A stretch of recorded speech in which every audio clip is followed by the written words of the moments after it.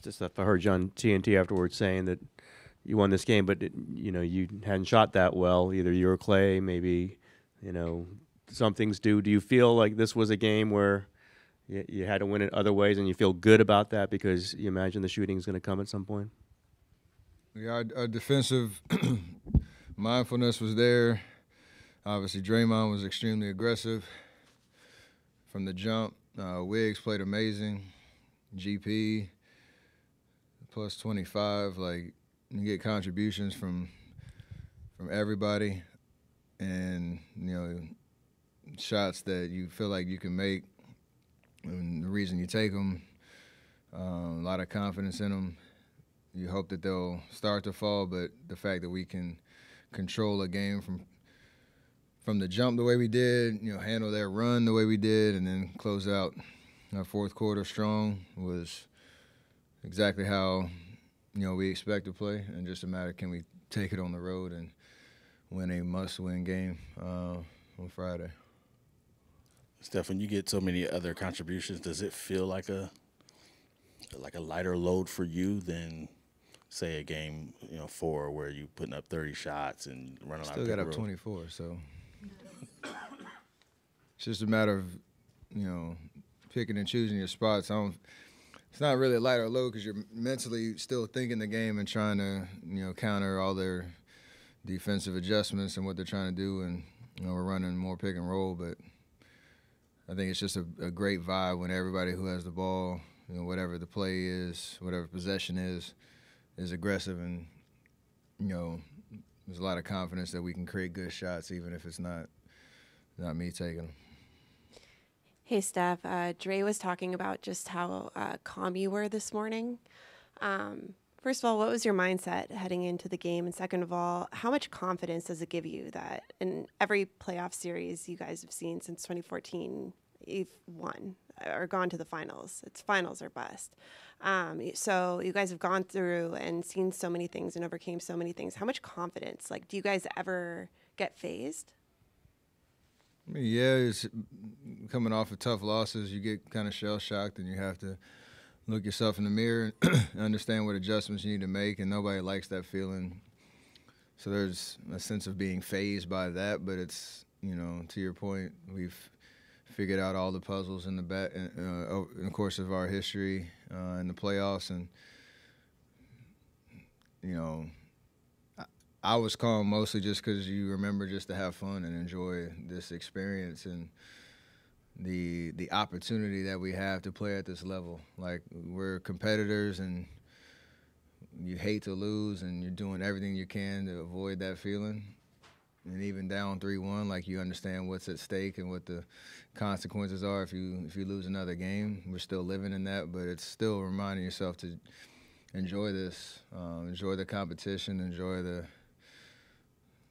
work that goes into preparing yourself mentally and physically for each game, and then you allow yourself to get lost in the game that way. I think that's the best way to kind of approach it based on all the experiences that we've had. So, we have a lot of confidence that we can come back in this series, and until otherwise, we stay in that kind of mindset. Steph, how much emphasis was it to play as fast as you possibly can, to just kind of run it at them as much as possible? Maybe not just for this game, but knowing that they've got a couple of guys that they really rely on, and maybe to get them running too. I think it's up to mostly me, Draymond, JP when he's out there to do that, to push the pace. It's important just because they're at times a big team with AD. He puts a lot of pressure on you on the offensive end, so you try to create whatever advantage you can. That's a big thing, and part of that is just trying to keep them off the foul line as much as possible, just because that slows the game down and gives them free points, and they get to set their defense. So you want to get stops, but even if they do score, that is our advantage in the series, is our speed and the fact that I can push, Draymond can push, JP can push. We got guys running the lane in transition, space on the floor, so it's hard to do, but it helps us counter what they do well. Steph, apart from the conversations that you guys are going to have as a team that you're going to have with the coach, What are you going to do to prepare yourself to take this momentum following to Game 6 in LA and be able to bring it back home on Sunday? I think just kind of take stock of what's happened Game 3, 4, and tonight, what we've done well. Like even the mental preparation is, understanding that we've played well enough down there to have won, both of those games.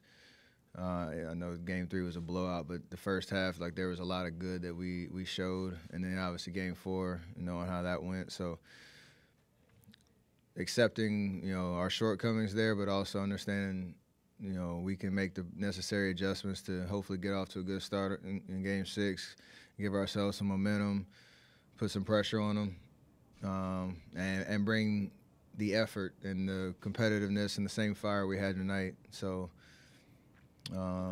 that's the game plan, and again, just get lost in the game down there because it's going to be a fun atmosphere. Do you like it when a playoff series dictates you guys run more pick and roll? I mean, obviously we know, traditionally what you guys like to do, but is it fun when it kind of demands it more? It's more the narrative of just how hard it is to win 4 games in any series and the different adjustments that you have to make. Like, we've been in however many, 29, 8, 30, whatever series it's been since this run started. Whether we've swept the team or gone to 7 or lost, like it's always that game-to-game kind of adjustment that you love the most. Whatever the answer is, doesn't really matter. So, and we're also capable of playing a lot of different ways because of our personnel and the way that we do things. So yeah, I like it all, to be honest. You just try to figure it out. Steve, over here, Steve said that at this point in your career, you really feel what needs to happen, what's required of you, whether that's 38 shots in Game 7 in Sacramento, 22 assists these last 2 games. How much better do you feel that than you did early in your career, maybe in 2015 at the start of this run? And how's it different kind of satisfaction when you are setting up your teammates as opposed to making 7 or 8 threes? Yeah, it's the body of work that you can kind of tap into to, again, know how many different scenarios and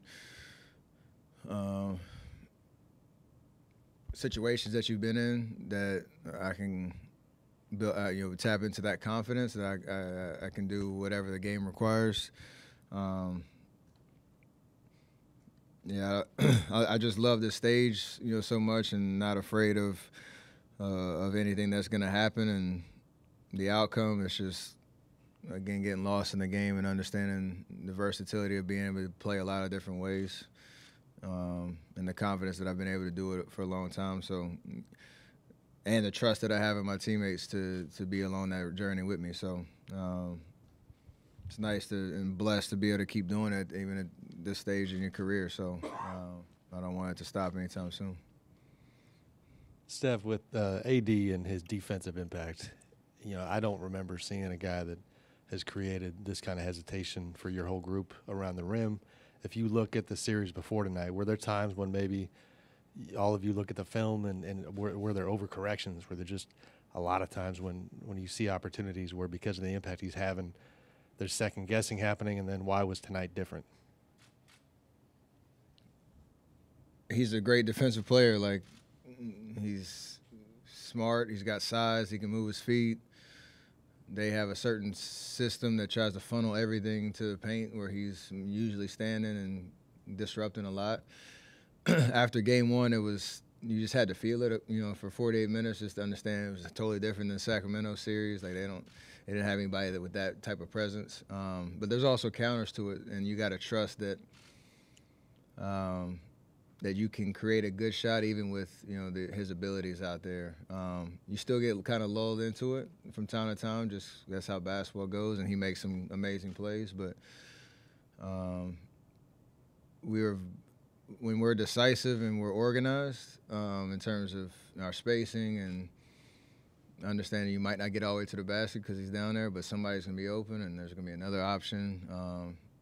When we're locked in like that, good things happen. you look at the last 3 minutes of Game 4, like we kind of abandoned the things that were helping us, and you see the results. So it's just a matter of just being mindful of what you're trying to do at all times, knowing that he is a great enough defender that it requires it. Quickly to that point, did you find something tonight? Does it feel like you found something with him? No, it was more of the same of what we've done through the good parts of Game 3 and 4, mostly 4. So just gotta continue. You have to make him work. Like he's gonna make plays, and whether it's in the pick and roll or whether it's off the ball. But when we're organized, good things happen. Steph, Draymond, back in Game 5 against the Kings, Draymond scored 20 points. Tonight, he scored 20 points. Besides just giving you another scorer, what does it do for the team when he's just being aggressive and attacking like that? It just keeps everything balanced in terms of countering what teams try to do to take away our threes, our clean looks at the three-point line, driving lanes, where help defense is usually coming from. And I told him every play he made tonight, like, I love that aggressive, nature, because it just keeps the defense honest, and he's capable of making plays. So the first three was big to kind of get everybody's morale up, the emotions high. But then he was assertive, getting into the paint, finishing at the rim. He had a big shot in the fourth off of kind of a late second broken play. Timely baskets, and you have to keep the defense honest so they can't kind of load up, other places. Steph, so how much do you like the Andrew Wiggins, the aggressive, he shoots three and attack the rings a lot? It's the best version of who he is and how he can impact games. He played great defense all night on Bron, even though he made some tough shots. Like you said, the rebounds, the offensive aggressiveness, him getting up 18 shots is huge. We need that every night. And it's on us as a team to feature him too, at certain points of the game, because he has such an athlete and he can create his own shot. Gotta feed it to him. And let him do what he does. Steph, at the start of the series, it was you guys were throwing flowers at each other. LeBron, Steph, you guys, your longevity, everything else, and now it seems like Steve is talking a little bit about how the Lakers play. Darvin's talking a little bit about how you guys play. Do you feel like it's getting a little chippy? Does it feel like a chippy, more physical playoff series to this point? I've seen it way worse. But the more you play a team, the more stuff comes out, and the power of this microphone and the gamesmanship back and forth, like, it's all a part of it. Nothing that is surprising, even from game to game. So, there's respect, but there's competition, and everything is catered to just trying to win 4 games. That's what you expect. So, yeah. As a quick follow-up, do you anticipate AD will play Game 6? I have no idea what happened to him and what his situation is, so I would say yes, but I have no idea. Great. We'll have Andrew Wiggins in here.